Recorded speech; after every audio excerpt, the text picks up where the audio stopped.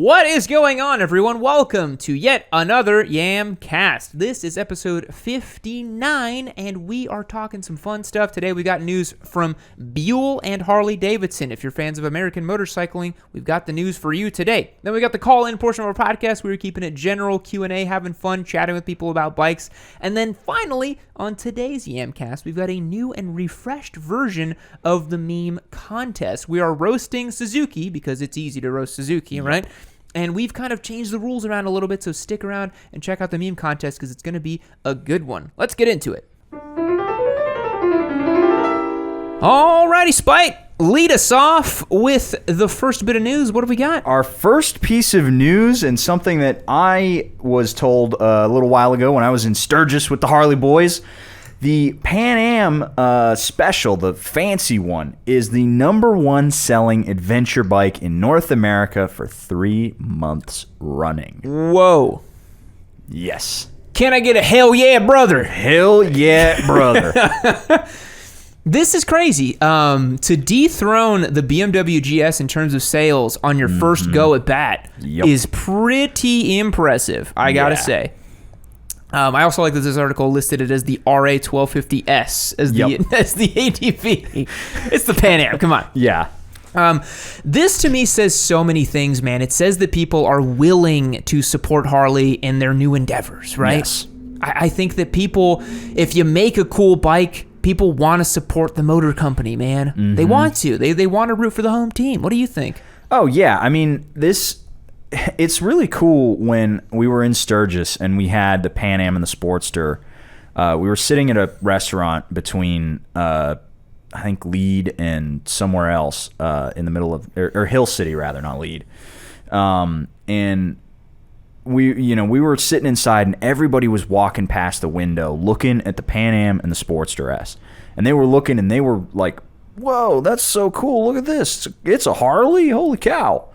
And those were the diehard big street glide people too, So I think that there's a lot of cachet in A, the motorcycle being a Harley Davidson, and B, it not looking like a Harley. Yes. Yeah, I think people are kind of, how do I put this? They're excited about the fact that it could be a Harley and not look like a Harley as much, because I think for me personally, as a guy who's decidedly not a Harley guy, I don't want to own a Harley because they do look like Harleys. But again, if you get me a Pan Am, give me one of the new Sportsters, get me maybe our Moonshot Sport Naked that we could someday get out of them, and you make it just a cool modern bike, that'd be pretty sweet.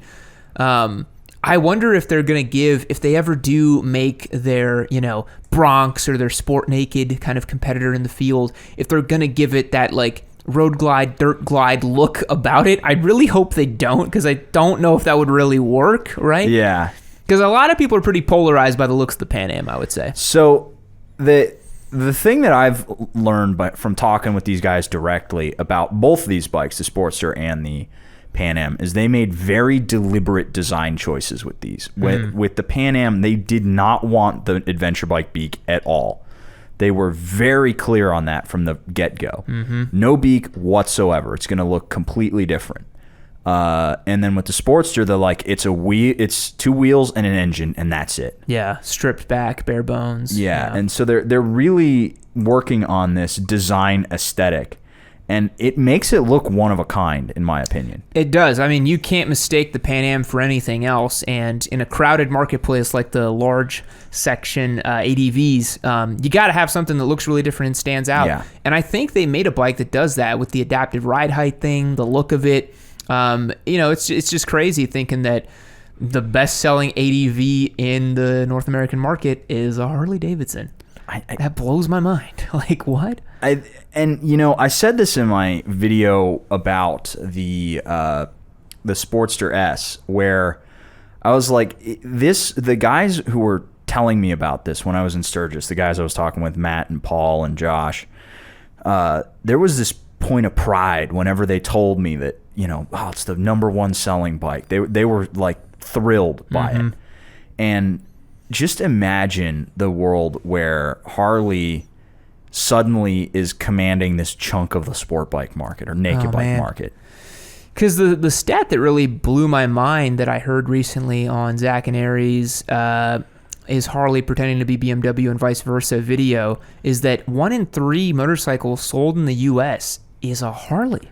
Mm-hmm. So to imagine that pie, if 1 in 3 motorcycles are going to Harley-Davidson dealerships or buying Harleys, imagine if the sport bike market was influenced by that even an iota, right? Yeah. I think it would be crazy. It'd be crazy what would happen. I mean, they have the chops. Totally. They absolutely have the chops to do this. I mean, they honestly, they kind of blew my mind with the Pan Am. To think that they made a bike like that, again, at first try. I don't think anyone really expected them to do that. I thought everyone was like, oh, okay, Harley adventure bike, okay, whatever, I thought that. Yeah. And I was, especially with the Sportster S too. Like I have been so thrilled to be wrong about both of these bikes. Yeah.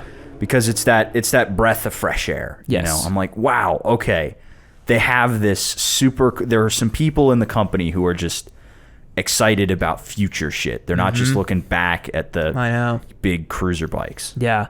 So here's the question. Looking forward, since Harley's had this success with the adventure bike market, they've got a great engine and they've started, putting it in different platforms and chassis and stuff.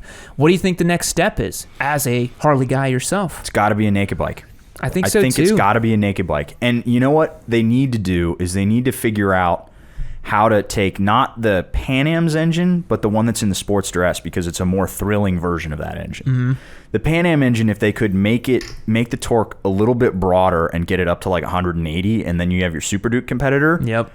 That would be really cool. But right now, I'd like to see that 1250 in a middleweight naked bike going up against your Street Triples and 890s. A 1250 middleweight. I like where your head's at, Spike. Harley's been... Stretch that definition, The Super Duke one will be 2,000 cc's, man.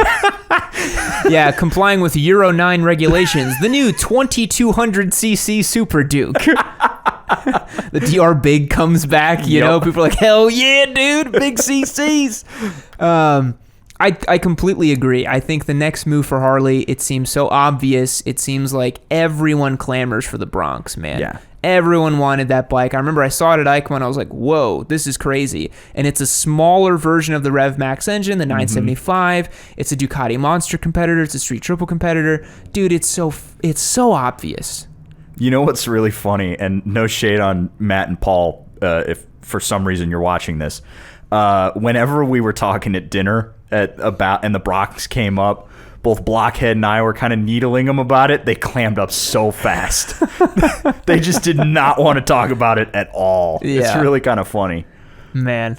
Yeah, because I feel like they've got something in the pipeline for the Bronx. They have to. They did all that legwork on the bike. They had a frame. They had a you don't just throw that all out the window. No, it's like sitting under a sheet at the Milwaukee factory right now. Yeah, they're just like break glass in case of diminished sales or something like that. Yeah, or in this case, in case of big sales, right? Yeah, to prove that you can make the bike.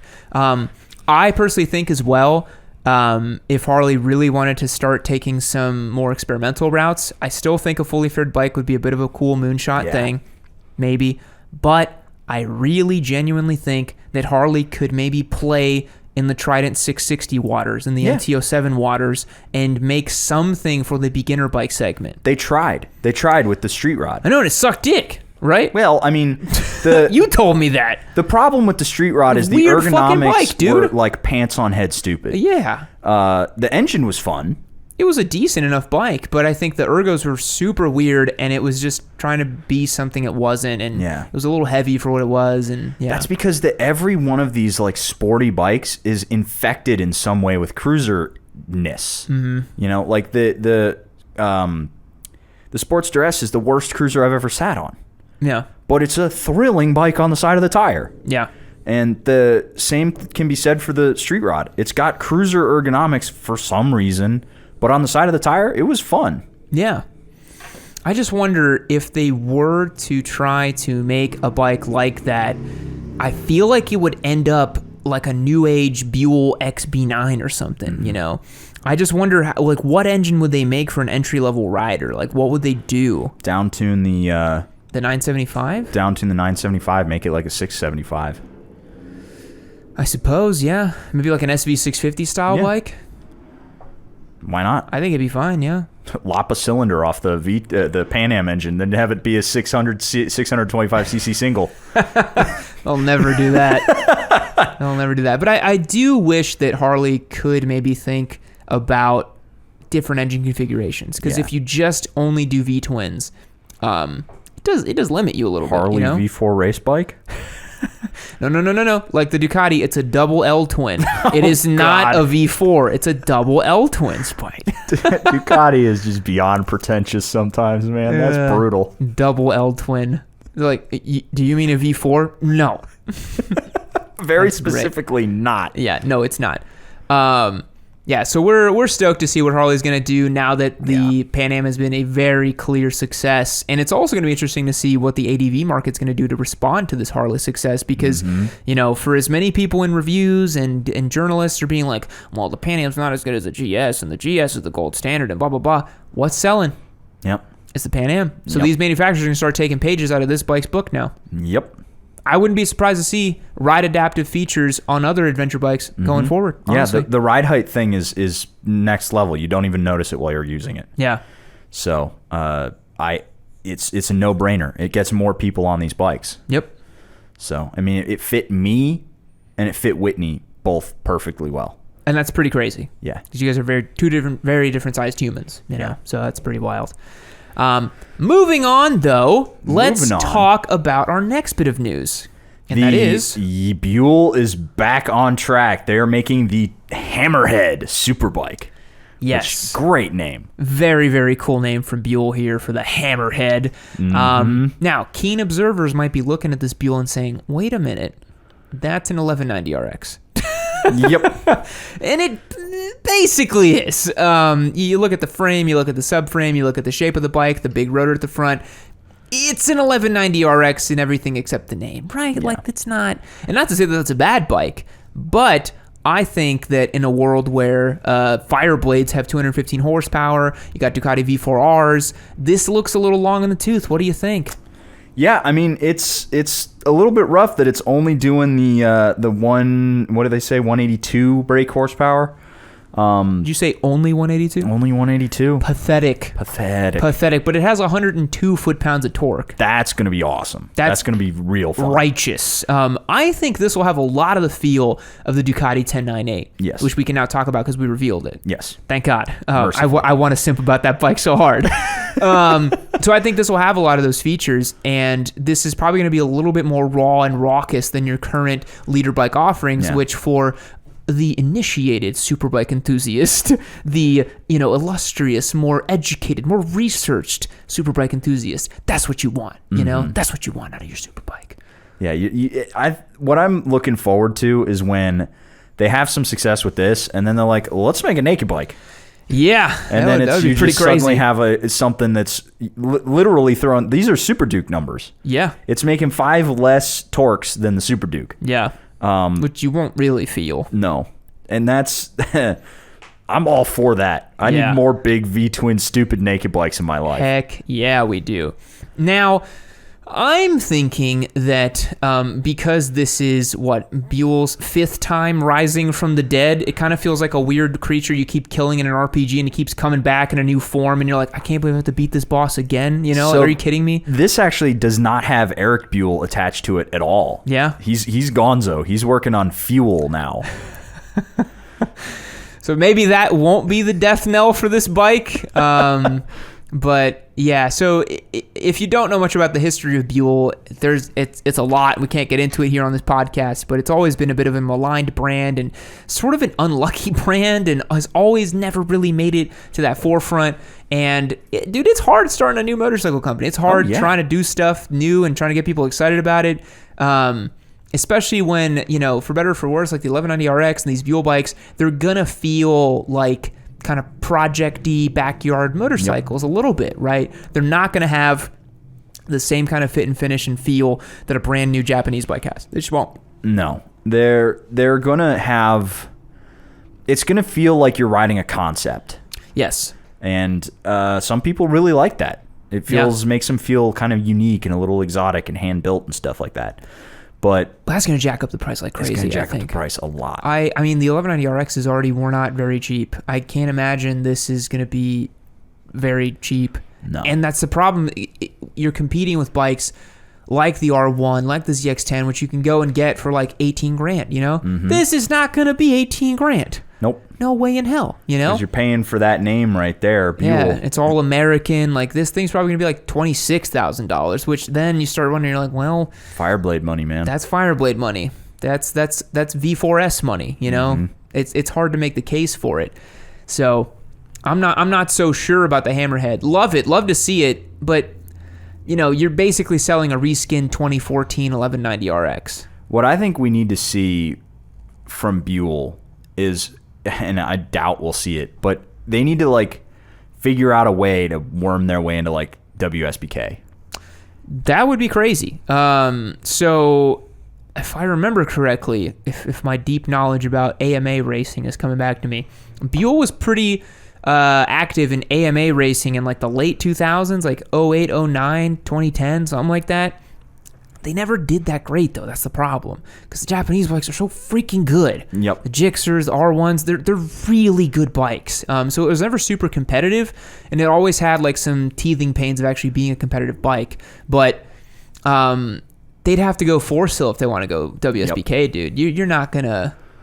Perhaps they need a double L twin. A double L twin. But you're not gonna hang with a fully built V4R around a racetrack. No. With a Buell. Nope. That ain't gonna happen. You're not gonna hang with Jonathan Rea on his ZX10. Nope. Toprak on his R1.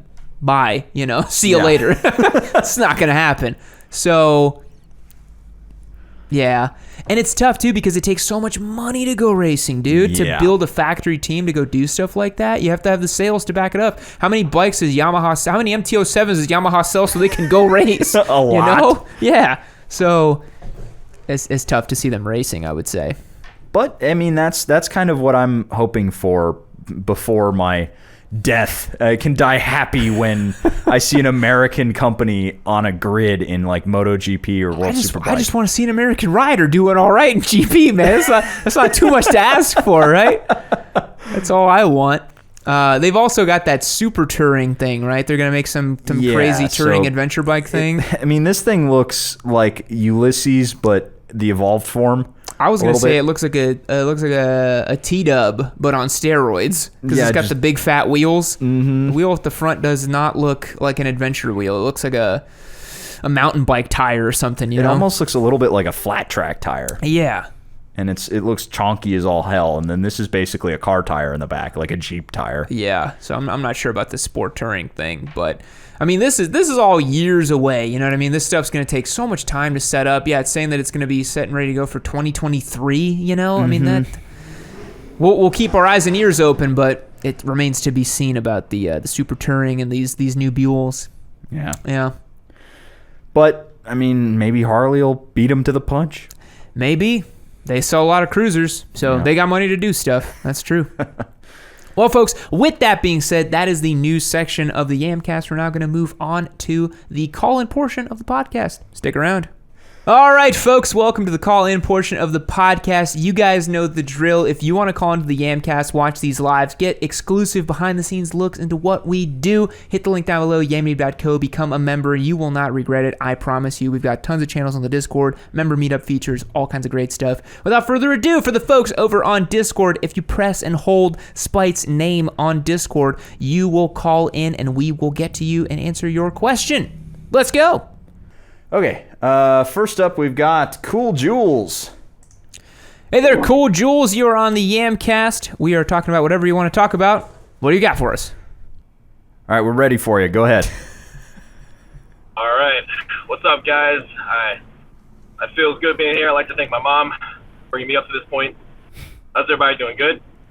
We're good. What have you got for us, Cool Jules? Question, comments, concerns, anything? Well, I first want to say, thank you guys for putting out, content to help us new riders out there. I've been riding for a year. I've been watching you guys since I even fathomed getting a motorcycle. Nice. With that being said, as a first bike, I completely disregarded everything y'all said. Why would you do that? I ended up getting myself a Gixxer 750. Okay, not a great bike, but yeah. Oh man, it's an awesome bike. I'm learning a lot of stuff on it. Hopefully I could track it soon. Yeah, that would be great. Yeah. So did you have like a question or a comment about the Gixxer 750, or did you just want to tell us that you watched all of our videos and disregarded our opinions? Well, that was part of it. Actually, one of my questions that you guys are going to COTA. Are you guys going the whole weekend or? I am probably just gonna make it to the race. Yeah, I'm probably only gonna be doing that. I'll be there all weekend. Spite will be there all weekend. Nice. He won't be that hard to notice. I'm actually a rider assist for MotoGP. I got accepted to be a rider assist. So, hopefully I get to run into you guys and just say what's up and maybe take a picture. I don't know, something. Yeah, that would be cool. Yeah, with all that being said, we are actually going to open the phones to other folks here. But thank you so much for calling. Cool, Jules. I appreciate it. And we'll catch you next time. No problem. All right, hopefully see you guys there. Alrighty, next up we've got Infernal Saxon. Hey there, Infernal Saxon. You are on the Yamcast. We're doing a general Q&A and today. What have you got for us? Sorry, guys. I'm sitting here at work. No worries. What have you got for us today? Do you think Kawasaki might ever make a GPC 900 out of the C900? A what 900? Sorry, I didn't hear that. GPZ. Like the old 80s GPC 900.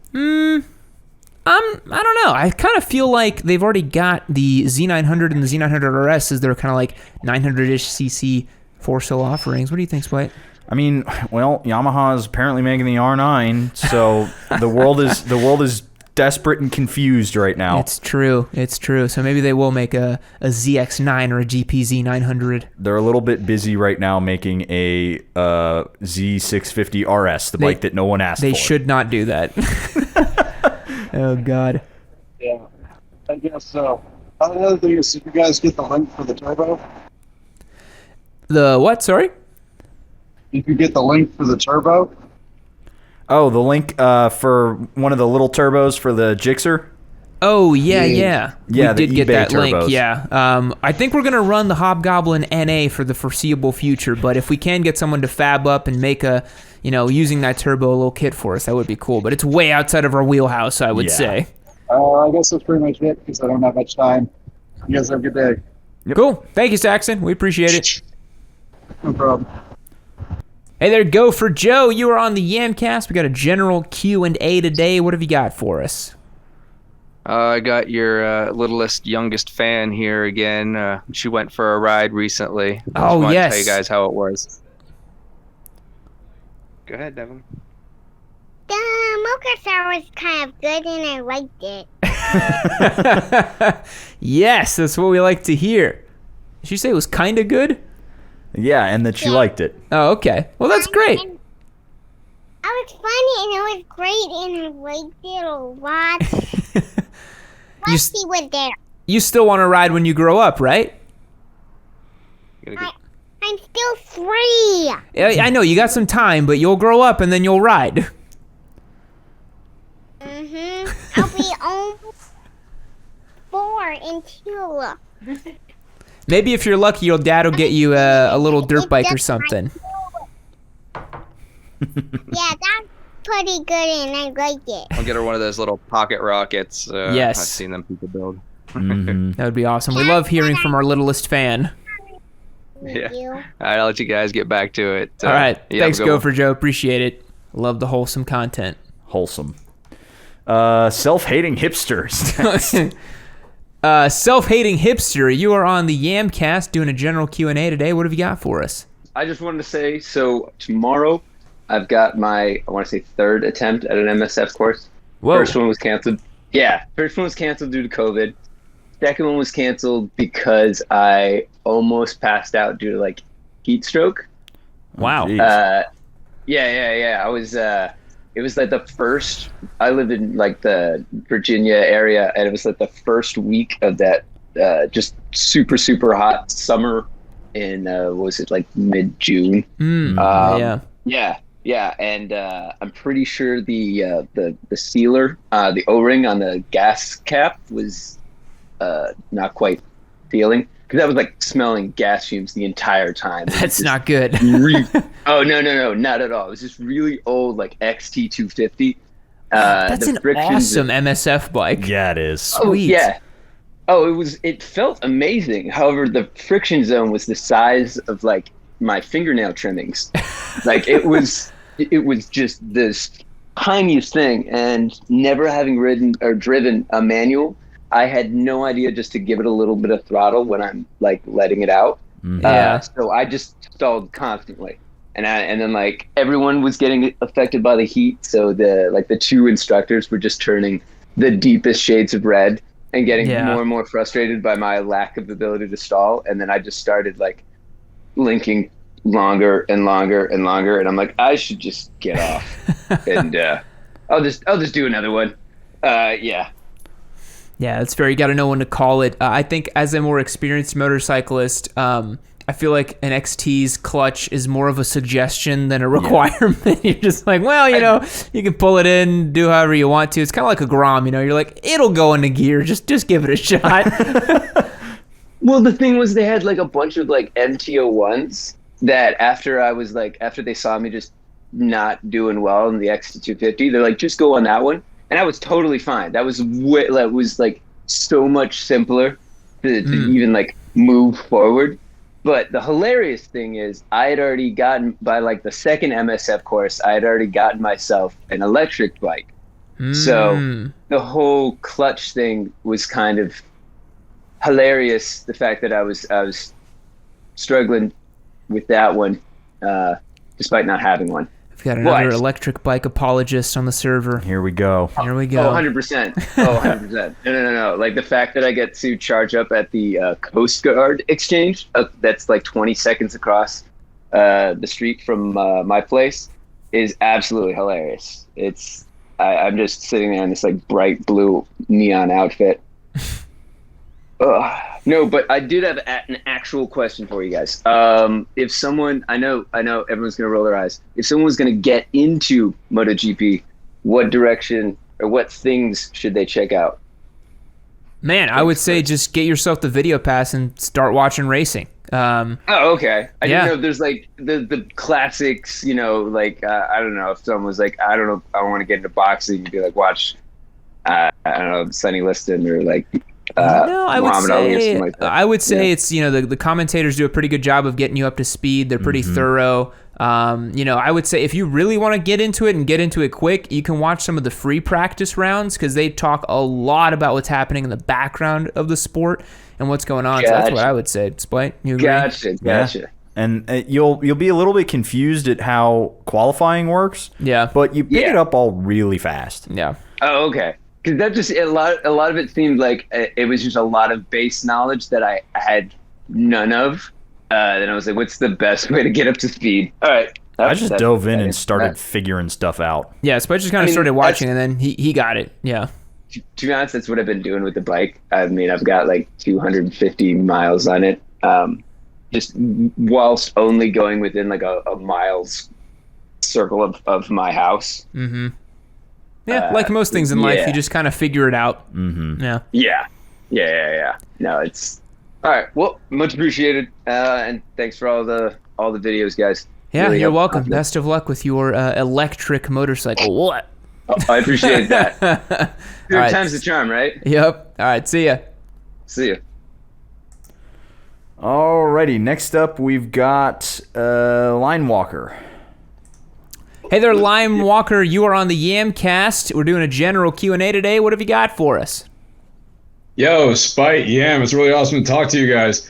So I called in to say I got my first bike. It's showing up on Saturday. I've been waiting for this thing for about 2 months, so I'm stoked that it's finally getting here. Sweet. And it's a Honda CB500F. My question is, am I spineless for choosing a Honda 500, or is this a smart choice? That is a very smart and wise choice as your first motorcycle. You're going to have a lot of fun with it. It's probably going to feel a little bit faster than you anticipate, and it will be a great, great, great learning tool for you. Spite, as a Honda apologist, do you agree? Yeah, I mean, we dogged on the CBR 500R, but that's because we have, a lot of miles under our belt, and it wasn't... when you've been riding stuff like the R1 and the MVs and stuff that come through here, it can feel a little... Underwhelming. But when you're just starting out, you're going to have a ton of fun on that motorcycle. Yeah. Yeah, because that's really where I'm at. Like, I took the MSF back in November, but between finishing grad school and then getting a job to then get the bike, so yeah, it took this long. So I'm gonna be baby stepping it. Oh yeah, you'll be just fine. You'll have a lot of fun. Like I tell people that the first bike you get, as long as you like it and you have fun riding it and you're safe with it, you're gonna love it no matter what it is, dude. Like it doesn't even matter what it is, really. Okay, I'm gonna make a sticker that says "Yam approved." So next time my buddy on his Super Duke says that I don't have enough power, I'm gonna point at the sticker and tell him to shut up. Yep, that's fair. Best of luck, man. Thank you. Thanks a lot, guys. Yo, keep doing what you're doing. Later. Good energy. Next up, we've got Wolf Boy, who is not there. Hartman Foscari? Yep. Hartman Foscari, you are on the Yamcast. We're doing a general Q&A today. What have you got for us? Hey guys, sorry about that. So I have the Honda CTX 700N with the DCT, and I'm looking at potential bikes to maybe upgrade to because I'm at my year and kind of want a little bit more power. I was curious, what's your thought on DCT versus Shift FX? Never heard of Shift FX. What is that? So that's the one where it allows you to convert any control by wire into an automatic. I have literally never heard of this technology. Have you? No. Sounds like a recluse almost. It sounds like something like that. I would probably stick with the DCT option just because that's from factory. I don't know if the Shift FX is from factory, but I mean Honda makes DCT bikes and other manufacturers make some bikes like. Oh, no, I think only Honda makes the DCT bikes, right? That's a good question. It's really stretching my knowledge on those bikes, but I think it is just Honda. Honda's kind of leading the way on that. Yeah. I would go DCT personally. There's lots of cool bikes in their lineup that have the DCT. So for example, like if you want to upgrade from your 750, you could go Africa Twin, you could go Rebel 1100.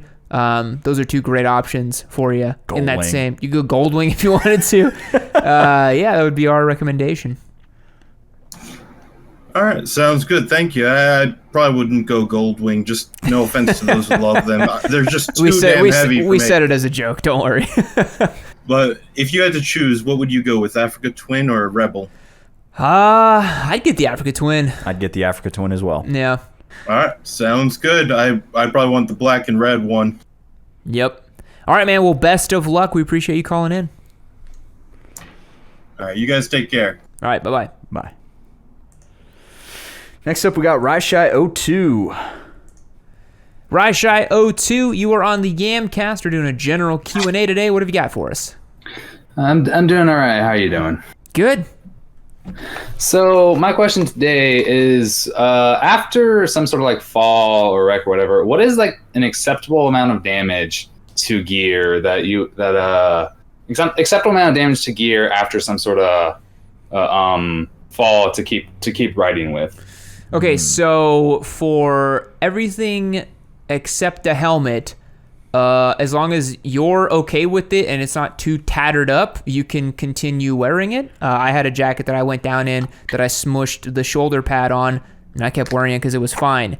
Now, I said except a helmet because if you crash and bonk your head with a helmet, you got to get a new one. Yep. Do not ride around with a helmet that has been crashed in because you've compromised its shell integrity. Spike, how do you feel about other pieces of gear if they're scattered up and stuff? It's tough because sometimes it's just surface level and sometimes it's not. If you have any damage around like a seam, replace it. If you usually gloves, I replace gloves like every 6 months. So if you go down in a pair of gloves, it's probably good to just get a new set. They're not expensive. Boots are probably going to be just fine.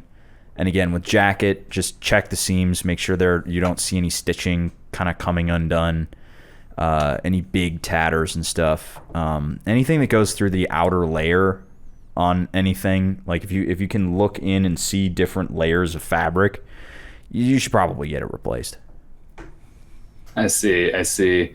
My reason for asking is because about a month ago, I had a slide, or not like a fast slide or anything, but just a small fall on whatever, and my jacket, the elbow, there's just a rip, around the elbow area. Mm-hmm. The damage isn't too bad, but I just didn't know if it's like any damage needs to be replaced or not. My helmet during the fall was fine; it didn't get hit or anything. However, my friend who came over to help me when I called him because he happened to be nearby, he wanted to get a better look on what hard parts scraped, and he tilted the bike while my helmet was still on the pillion, and it fell and hit the ground, and the visor snapped off into oblivion. Not great. I would say I'd probably get a new lid, honestly. I don't like playing around with head safety personally. Yeah, I mean, seconded. Yeah. Okay. Yeah, well, that's what I was curious, because they did tell me at the store 3 feet or higher replace it. I didn't know if that was just a means to sell more helmets or if that was generally accepted advice. I mean, if you drop a helmet with nothing in it, you're not actually going to use the EPS foam as long as the shell's in good shape still. Like if you don't have any big dents or scratches in it. But if you had anything in the helmet, you did compress the EPS foam when it hit the ground, and then that's a one-use feature and it's spent. I see. Yeah, all right, well, that's just what I was curious about. Yeah, I mean, again, personally, I would just splurge and drop an extra $250 or $300, get a new EC helmet, and you'll be good to go. And you won't have to ride around worrying if your helmet is good or not. You know what I mean? Yeah. It's just better safe than sorry in that case. So, best of luck, Raishai. Thank you. Alrighty, next up we've got Felix037. Hey there, Felix. You are on the Yamcast. We're doing a general Q&A today. What have you got for us? Hey there. Can you hear me? Yes. Yep. All right. So I'm 26. I passed the endorsement course. Still no motorcycle yet, but I'm planning on getting the 2019 Triumph Scrambler 900. I'm in northern Indiana and plan to move into the southwest side of Oklahoma, where I'll take the advanced course. I probably shouldn't worry about the weight, but I'm concerned the Scrambler might be difficult for taking the advanced course. But anyway, my question is, do you have any tips or advice, recommendations on how to prepare for that? So correct me if I'm wrong, but you said you have not gotten the motorcycle yet and you have not ridden yet, right? Right. I would say the best preparation you can do is to get some good seat time. Yep. I'd say you get the bike and go out and do some different rides. Go out and explore. Go out and get yourself in city riding, some urban riding, some suburban riding, some rural stuff, some twisties if they're available to you. And since you got a Scrambler, maybe even chuck it down a gravel road or two if you want. That's going to be great preparation for you. Spite, what do you think? Probably. I mean, there is no substitute for seat time. You just got to be on the bike. Yep. I probably won't get it until I move to Oklahoma, because then I'll have to, change the title and then get everything changed over and insurance. So besides that's for, what is it, like 3 weeks until I move. So, but yeah, all right. Yeah, that's probably the best advice. Yeah, that would be our recommendation. Just go and ride your bike. Have fun doing it too, because that's the best part. All right. Thanks, man. All right. Appreciate it. Thanks so much. Yep. Bye.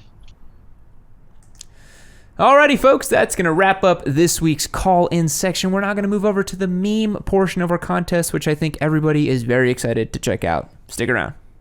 Alrighty, folks, welcome to this week's meme contest. This week is a bit of a reimagining of our meme contest. We have heard your formally filed complaints about the meme contest, that you feel you wanted some things changed. I sat in with you guys on the Yamcast channel, took all this feedback, and we have developed a new system. Right, Spite? Yes. Explain to them what the new system is. The new system is we do not see the memes prior to them appearing on screen. So because Whitney has selected them. Whitney has selected all of them. And instead of selecting the first 15 that come in, thus prioritizing speed over quality, she has just selected her top 10 favorites. So this, we're hoping, is going to encourage people to make better memes, higher quality memes. Do not yeet us low qual memes. Stop it. Get some help. Well, with that meme right there, why don't we dive in with our first one today? And our first two are videos. Okay. So the first one comes to us from the Lava Melon. How do you know that without having seen it? Because Whitney told me. Okay, good. Turbo Hayabusa. A Turbo Busa. I will buy a Turbo Busa. Slap a turbo on that thing.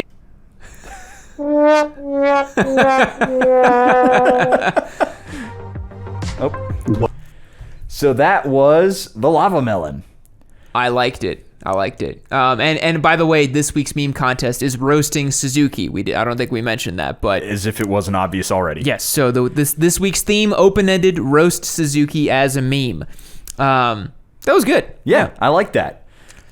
Creativity for that one. I would say it's reasonably creative in its endeavor. It's explaining that we wanted a Turbo Busa, we got the crappy third gen one, right? So maybe like a 6. What do you think? I feel like he had to go back and dig into the archives and find the right clips.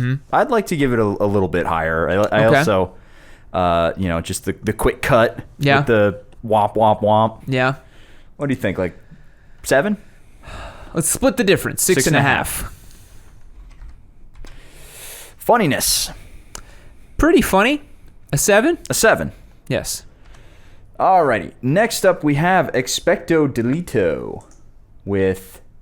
I can already see that this is a Gen 3 Busa right there.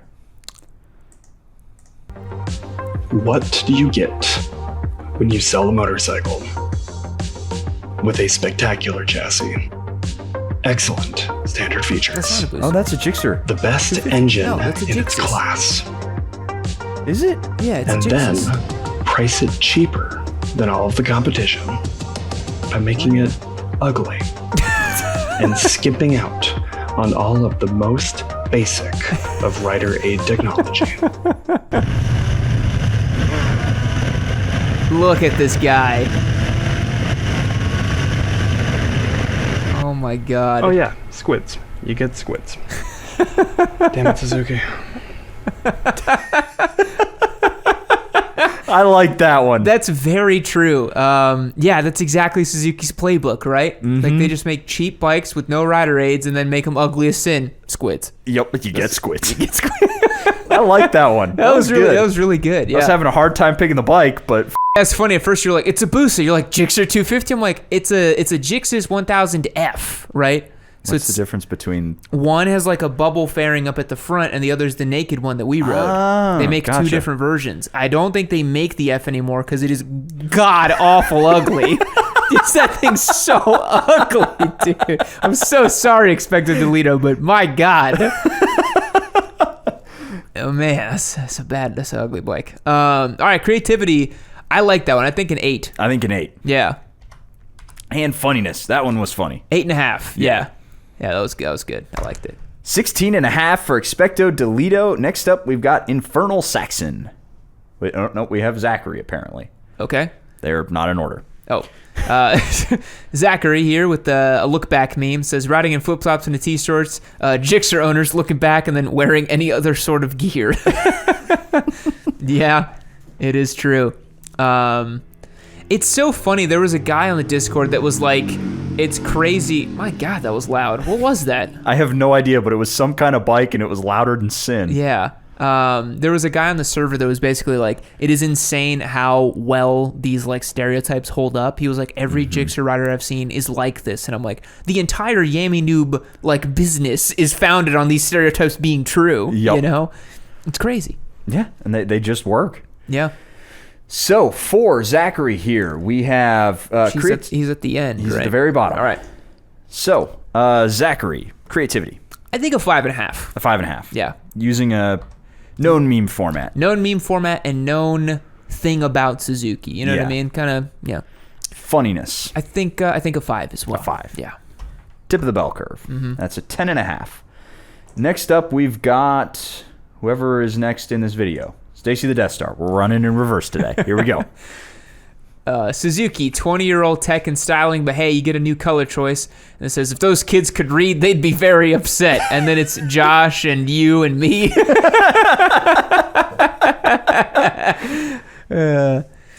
Yeah. I love the DRZ was the new one, bold new graphics. That's the update. Bold new graphics. That's a meme in of itself. It's weird because at the same time, you know, it is 20-year-old tech and style and all this stuff, but like we were making that video today where like the mid-2000s bikes are pretty much as good as they got. You don't really need all the new stuff, man. You don't really need it. And it works, man. It works. I hated that the Jix's style was so good. I hated that it was so good, but it was so good, and I could not say that it was bad. It was so good. Yeah. So, for Stacy the Death Star here, creativity. I think a 6.5. A 6.5. How do you feel? I mean, it is a known meme format. It's true. But I like the creativity of putting us in the little image and stuff. You know, that was pretty good. Okay, so for that one, I feel like 6.5 is fair because there is some photoshopping happening. Yeah. Funniness. I got a good chuckle. 7? Yeah. Too high? 6.5? What do you want? 7? I like a 7. All right, let's do 7. Next up is probably going to be Soul Soldier, but I'm not going to... Yes, it is. Okay. Union of the Soviet Suzuki Republic. 6th gear, fuel injection, rear disc brake, niet. Bike is fine. It does kind of feel like a bit of a communist take on motorcycling where you're like, niet, bike is okay. And this is the 200. Advancing motorcycle is for capitalist pig. I mean, say what you will. Yeah, this is the 200, right? That's not even the 400, which that truly is like old school shit, dude. Yeah, it is. But I mean, say what you will about the DRZ and how cantankerous mine is. It refuses to just complain about the shit I put it through. It just does everything it needs to do. It just does it. And it's just like, all right, here we go. You're doing something stupid. Yep.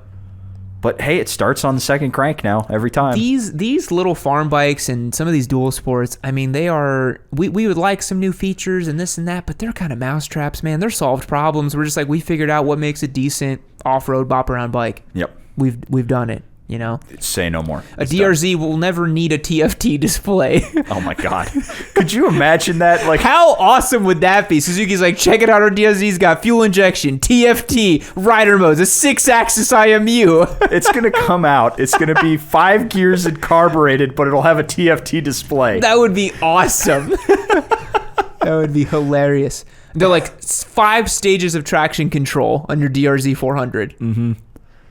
Because you really need it with all those ponies. You have dry mode, damp mode, rain mode, puddle mode, and tsunami mode. Those are your 5 rider modes of the DRZ. Yeah, I forgot that the 200 didn't even have a disc brake at the rear. Yep. Pretty sure it's a drum. Mm-hmm. Just like the S40. Yep. Anyways. Another just tragic Suzuki. Truly. Okay, for Soul Soldier, creativity. I liked it. I think a 7.5. Pretty creative. And funniness. Got a good chuckle. 7.5, I think. 7.5. That is 15 for Soul Soldier. Next up, we got Sammy on 2 wheels, which is right there. Any other bike? Yeah, I did some tasteful mods, and it's a nicely sorted, looks like a Ninja 400. And then Suzuki owners, hold my Busa. We were watching earlier a video 650E was doing where he had some wretched looking Busa with spinners on it, right? Oh man. I've never seen a Busa with spinners on it in all my years. I didn't know it was possible to do that. I thought only you could do that in cars. I didn't know you could fit that on a Busa. You know that at some point the Yami new Busa will have spinners on the rear wheel, right? No, it's a tasteful, sleeper, performance-driven turbo Busa. It's not going to have spinners on it, man. It will have spinners on it eventually. Yes, it will. It's going to be tasteful, sleeper, delicate, one would even say. It's going to have spinners. Give it 6 months, guys. Now, I will say, this meme, I have seen some absolutely wretched Cowie mods done as well. Yes. I gotta say, that is not Suzuki specific. No. But Busa boys are a different breed. We all know this. That they are different than anyone else. That Busa looks like a straight-up drag Busa, so they can paint it whatever the fuck they want. Yep. The non-drag Busas, that's where they start losing me. They lose the plot there, yeah. You got a Busa with the bone stock engine that has a 6-foot swing arm. You're like, why have you done this? Because I have more money than sense. All right, so Sammy on 2 wheels, creativity here. I think of 5 or 5.5. It's not. I think 5.5. 5.5. And then funniness. 4.5. 4.5. Yeah. You know, I contemplate the more money than sense line, and then I remember that the RCC Turbo ended up getting here because too many deadbeats were trying to run the Turbo price on their credit card, but it kept bouncing. I forgot that. He's like, yeah, I got one on the shelf. Some guy's credit card won't go through, and he keeps trying it. I'm like, that's the most Busa boy shit I've ever heard in my life. Oh, man. Okay, so next up we've got Pervy Sage with this guy right here. It's a young new motorcyclist looking for a reasonably priced sport bike and kind of looking at a Gixxer. And then Gixxer boys dragging you down into squid life. I like how it's Gixxer with 4 X's. Yes. Yeah. And they got the hat and the joint. Yep. Yeah, you know, it's funny. I think some guys, they'll buy like a Gixxer 600 or 750 or 1000 and not anticipate becoming a Gixxer squid, and then it happens to them. It just sneaks up on you. It sneaks up and it happens to you. I think it kind of happened with you and your sumo, where you were like, you didn't anticipate being like a sumo apologist, diehard sumo, and then all of a sudden it just happened to you. Yep. Where you're like, I have to tell everyone about this. It's life now. I can't not have one in my life. Yeah. I'll just be sad and forlorn. Oh, we gotta build you a go-kart track. Oh, dude, I want to go to a go-kart track so bad.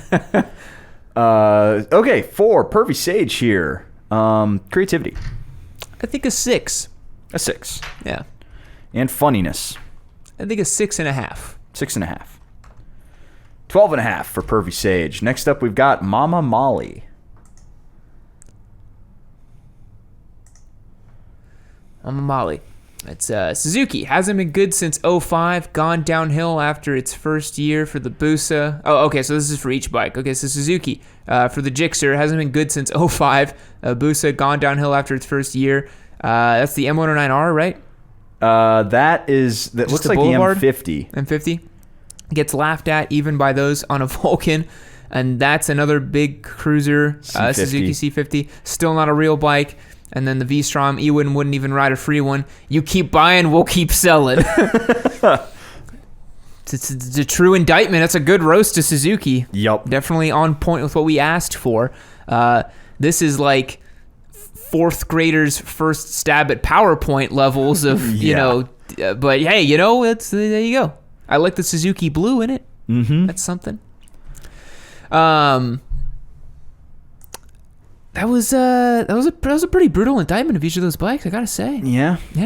They're not wrong, you know. No, I mean it was after the first year that the Busa was limited, and nobody rides a V-Strom, and the everybody still says the K5 is the best, Gixxer. So yep. Everybody's living in the past on a Suzuki. Spite, didn't you know it's faster than a V4S? Yeah. It's not only is it faster, it's better. And I made a better choice because I have a Gixxer instead of a Ducati. Even though Ari Henning fully built that. And Ari Henning piloted it. Yeah. But I have a Gixxer, so I'm better than your Ducati. They did so much damage to the world writ large with that video, guys. They didn't even consider what they would do. No. They didn't even think about it, dude. We're still feeling the repercussions of that video. The ripples are just so far-reaching, you know? We're still dealing with the aftermath, all right, guys? God damn. It's horrible. You gotta just like DM Ari one day and be like, "Do you understand what you've done, Ari? Do you know what you've done? You know I have to deal with the cleanup on aisle Gixxer that you've given me." That's a good one. Yeah. All right. So for Mama Molly here, creativity. Decently creative, I would say. But at the same time, it was pretty low call in the PowerPoint situation. But it was all custom as opposed to reusing a meme format. Yeah, reusing a meme format. Let's give it a 6. A 6. Yeah. And funniness. Less funny, more brutal. Just brutalistic. I think a 5.5. 5.5. Yeah. Next up, we've got Lou with this one. Nice. Love this format. Suzuki then. Yeah, I was in the Speed Wars. It was all right, I guess. 200 mile per hour Hayabusa's, baby. Need I say any more than Suzuki now? Speed scary, stunt only, no Busa 2.0. That is very true. I mean, all the Japanese manufacturers are kind of like that, except for Yamaha and Kawi, I'd say. I think Honda and Suzuki both need to go back to the 90s and figure out where they came from, you know? But Hondas are unsafe. Hondas aren't safe. You're right. Yeah. that and nitrogen is the answer. Yep. That is the answer. Those are deep Discord memes, if you guys don't know. We're just saying dumb shit now. It's been a long day. It's been a long day. Man, I still wish they had done something more interesting with the 3rd gen Busa. Yeah. We got to get one day and test it against whenever ours is revealed and we can show the world. It's going to be so sad, man. It's going to be sad. I can't wait until we do that video where we compare newly turboed Busa against 3rd gen Busa, and the Turbo Busa is gonna super skywalk. It will just annihilate everything in its path. Yeah, like it's gonna do just like the benchmark bike. Like, okay, how badly did this lose against the Turbo Busa? Oh, I can't wait to get that bike ready. God, it's gonna be good. It's gonna be so good. All right, for Lou, creativity. I think this one is. What do you think? I can't really gauge this Known one. Meme format. Yeah, pretty simple thought. It was like, oh, the new Busa kind of bad, you know? Yeah. I feel like... You think a 5.5? I feel like maybe this one's a 6. A 6? All right, let's give it a 6. And funniness. Pretty funny. I think a 6 as well. A 6. Yeah. Next up, we have Infernal Saxon, who I thought we were going to start with, but we're going to finish with Infernal Saxon. I'm not sure I understand this. So it's new model, and then it's old frame, and then it's the K5 as the ammunition going into the gun here. Yeah, so they're putting the K5 in an old frame and calling it a new model. But are they actually... So they're shooting it. It's not saying that it's like incorrect or something, right? It's not like saying that it's bad. No, it's just saying that it's new. So it's it's loading up this ammo in this old frame and then just shooting it out there, right? Yep, and they just keep doing that over and over and over again. Nice. I like that. So for Infernal Saxon, because really quick, the new Gixxer Thou is still Gixxer K5 Gixxer architecture technically, right? It's a newish engine. It's got variable valve timing and some new cool stuff, and it makes a fuckload of power. Yep. But still just K5. That's awesome. Suzuki, dude. I love that. Yeah, because the new Busa engine's that way too. They changed a bunch of stuff. Because that's what they do, right? They take like an existing architecture and just kind of refine and mold over time. They don't radically introduce new engines, right? They just make it so that they can pass emissions. Yeah. That's why I think Yamaha is really cool in the last 10 years. Like they made the CP2, the CP3. They've always got new engines. That's really kind of fun, you know? And Suzuki's like, we still sell the DR650. We still got the DR650, baby. Come get one if you want it. Yeah. And hey, if you really want, we got the S40 with the DR650 engine in it. You can have no fun and pay us $8,000 at the same time. What did they say in the website for the S40? That was we gotta like pull it up now. That's a fucking meme on its own. Reading the S40. It was your first thing that pulled up when you wrote Suzuki. It was your first drop down on there. Yeah. Okay, we're gonna read the S40. All right. The Suzuki Boulevard S40 takes a timeless single-cylinder design with a blacked-out treatment and adds a shot of advanced Suzuki technology. That is not true. To create a bike that combines exciting performance and a bold appearance with rock-solid reliability. It features a strong, rigid chassis. Oh, I'm getting hard right now. For agile handling and lightweight responsiveness. It makes it great for cruising down the boulevard or beyond the city limits. Best of all, one twist of the throttle rewards you with the strong blast torque from the 40 cubic inch engine. Suzuki.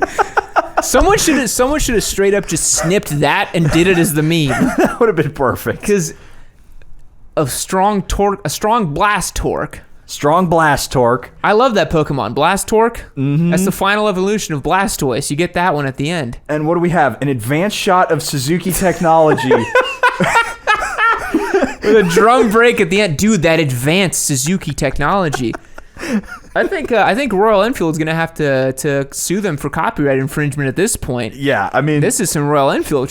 This is brutal. This is tough to see. You hate to see it, Suzuki. You hate to see it. It's just a meme on its own now. This should honestly, one of these days, instead of like a Q&A, we should just pull up like a manufacturer's website and just read the stupid having the copy. Oh, that would be great. Because I swear to God, there's so much good stuff. I feel like we should start with like Kawasaki. Yeah. Or Ducati. Oh, Ducati's so good. They write the dumbest. They write the dumbest. Oh my God, Ducati writes the best stuff. Emozione. Double L twin. That is the dumbest shit I've heard all week. Double L twin. It's a V4. God damn it. Okay. All right, so we got to rate this meme. That's right. We lost track of the plot there. I think the creativity's high. I think a 7. I've never seen that before. Me neither. Funniness. Pretty funny. I think a 6.5. A 6.5. Yeah. Alrighty, so we have our first place is Expecto Delito. Nice. And we have a 3-way runoff? Triple runoff for second place. We have a 15. Oh, my bad. Solar Soldier. Thank God. And then we have a triple runoff for third. All right. So we have between Stacy the Death Star, Infernal Saxon, and the Lava Melon. Lava Melon made a video. That usually does rate higher, but what was the video? I forgot. Lava Melon's video was the Busa, Busa, Busa, Womp, Womp, Womp. Okay. And then what was the other ones? So Stacy the Death Star was the King of the Hill meme, which was... Oh, yeah, I remember that one, yeah. This one. And then Infernal Saxon was the machine gun. The machine gun. Okay. Oh, this is tough. I feel like it's between Stacy the Death Star and the video. What do you think? The video? Yeah, the video. If I'm going to choose between one or the other, I'm going to do the video because it was a video. A little bit more effort. This is a super known meme format. That is true. So, I think I'm with you. Let's give it to the video. Yeah. Okay. It's almost like we have a bias towards video, it's almost like we make videos for a living, you know? So let's bust down Infernal Saxon and Stacy the Death Star. So the machine gun meme or the King of the Hill meme? I think the King of the Hill meme would be 4th. Yes, I agree. That's that's the other one. Oops. Yep, I did it in the wrong order. Because my order's all busted today. 4th. Okay, there we go. Alrighty, folks. I hope you've enjoyed this week's Yamcast, the newly refreshed meme contest. Remember, if you want to join up, go to yamanoob.co. If you've somehow made it to the end of this Yamcast, which I think like only a couple hundred people probably do tops in a given week, given the retention curve that I've seen on YouTube. But if you're here, I love you. Thank you so much. We'll catch you next week. See you later.